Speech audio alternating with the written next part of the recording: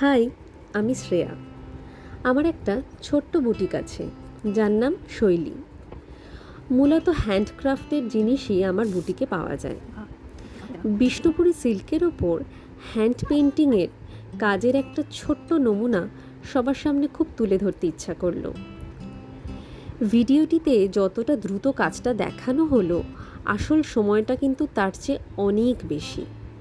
প্রথমে খসড়া করে, তারপর স্টেপ বাই স্টেপ কালার দিয়ে এক একটা লেয়ার শুকোনোর পরে নেক্সট লেয়ার অ্যাপ্লাই করতে হয়। যে কাজটা করেছি তা কিন্তু একেবারেই আমার নিজস্ব চিন্তাভাবনা, কারো কাজ দেখে ইন্সপায়ার্ড হয়ে তাকে অনুসরণ করে নয়। আমার কাজের ডিজাইন আমি নিজেই বের করি, যার ফলে আমি মূলত একটা ডিজাইন একবারই করতে পারি, যাতে আমার কাস্টমার একাই সেই শাড়ি পরতে পারে। তবে কারো রিকোয়েস্টে আমি ডিজাইন রিপিট করেছি বটে, তবে তার মধ্যেও একটু হলেও আলাদা কিছু ইনক্লুড করার চেষ্টা করেছি, যাতে সেটাও বেশ এক্সক্লুসিভ লাগে। এই কাজ শুরু আমার মায়ের হাত ধরে।